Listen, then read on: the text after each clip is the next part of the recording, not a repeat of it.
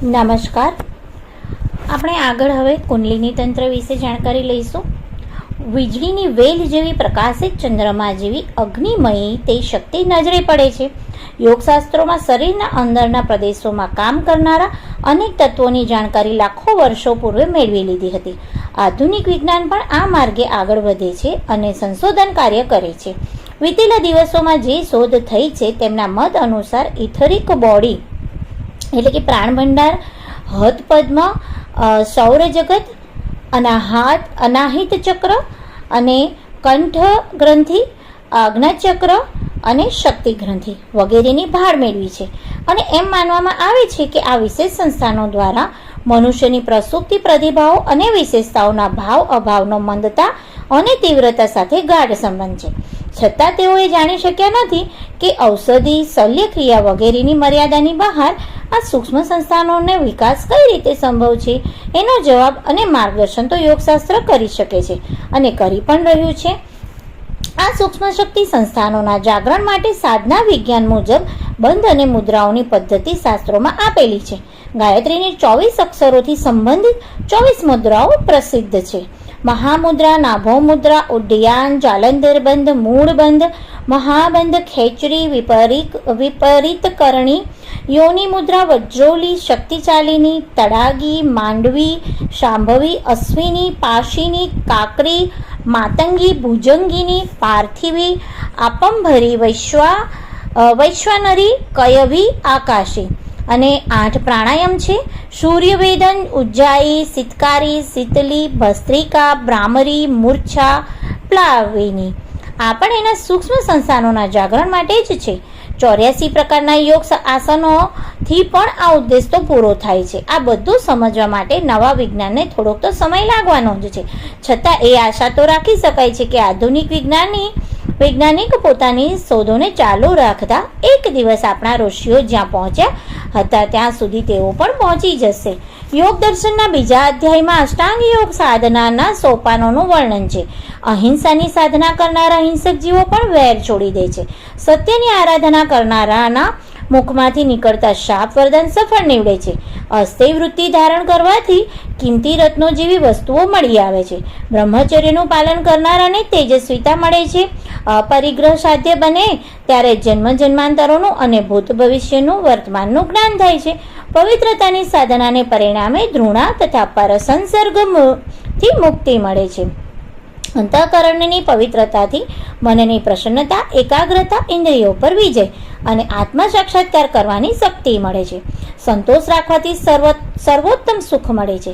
તપ સાધનાથી મળદોષ દૂર થવાથી અણિમા, લઘિમા, મહિમા વગેરે 8 શારીરિક સિદ્ધિઓ પણ મળે છે. સ્વાધ્યાયથી ઈષ્ટદેવનો સાક્ષાત્કાર થાય છે.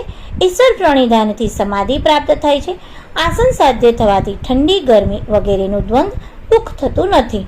પ્રાણાયામથી પાપ અને અજ્ઞાનનું આવરણ દૂર થાય છે. પ્રત્યાહારથી ઇન્દ્રિયો વશમાં આવી જાય છે. બીજી સાધનાઓથી અનેક પ્રકારની સિદ્ધિઓ મળે છે, જેમ કે અણિમા, મહિમા, લઘિમા, ગરિમા, પ્રાપ્તિ, પ્રાકામ્ય, ઈશિત્વ, વશિત્વ, દૂરદર્શન, દૂરશ્રવણ, પરચિત્ર વિજ્ઞાન, પરકાય પ્રવેશ, આકાશારોહણ, મારણ, મોહન, ઉચ્ચાટન, વશીકરણ વગેરેનું વર્ણન યોગ ગ્રંથોમાં મળી આવે છે. એ બધું ગાયત્રી ઉપાસનાથી શક્ય તો બને જ છે. એમ કહેવામાં આવે છે કે ગાયત્રીની યોગ સાધનાના પીપીલિકા માર્ગ, દાદર માર્ગ, વિહંગમ માર્ગ એ 3 માર્ગ છે. એ માર્ગે ચાલવાથી પરા, પશ્યંતી, મધ્યમાં અને વૈખરી 4 વાણીઓ પ્રગટ થાય છે.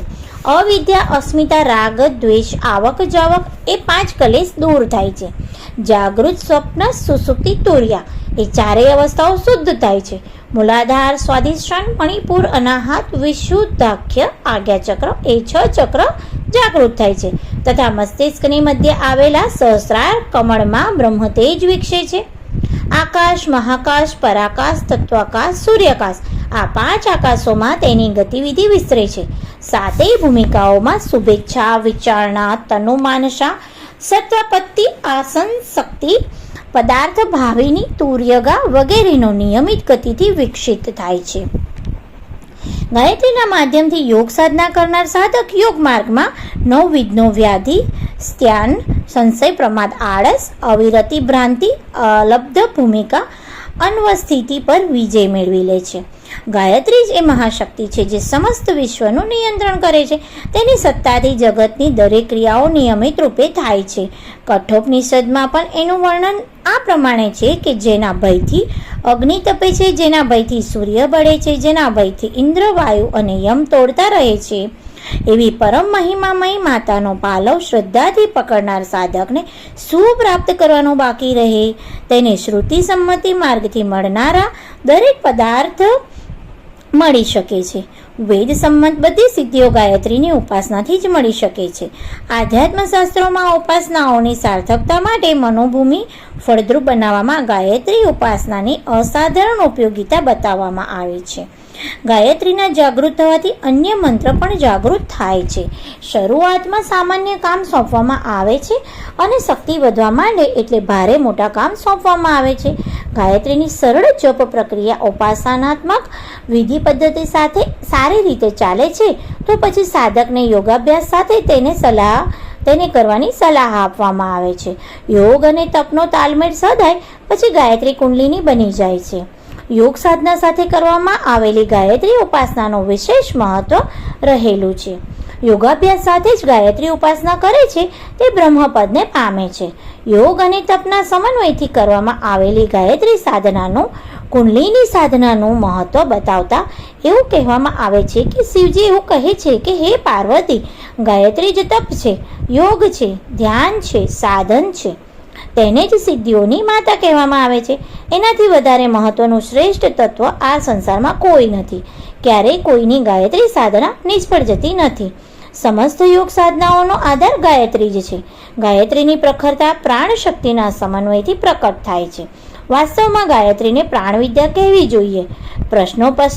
પ્રશ્નોપનિષદમાં યમ નચિકેતા સંવાદમાં જે પંચાગ્નિ પ્રાણવિદ્યાનો ઉલ્લેખ કરવામાં આવ્યો છે તે ગાયત્રી મહાશક્તિમાં રહેલા પંચપ્રાણોને પ્રખર બનાવવાનું જ વિજ્ઞાન છે.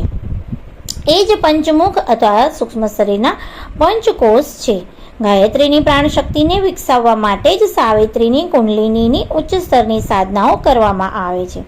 જ્યારે કુંડલિની જાગૃત થાય છે ત્યારે સાધકના 5 કોષ પ્રાણમય બને છે, પ્રકાશમય બને છે અને આ તે જ શક્તિ કેન્દ્ર છે જેને સૂક્ષ્મ શક્તિઓનો ભંડાર કહેવામાં આવે છે અને જેને ઉચ્ચ સ્તરની ગાયત્રી સાવિત્રી સાધના દ્વારા જાગૃત કરવામાં આવે છે. અસ્તુ.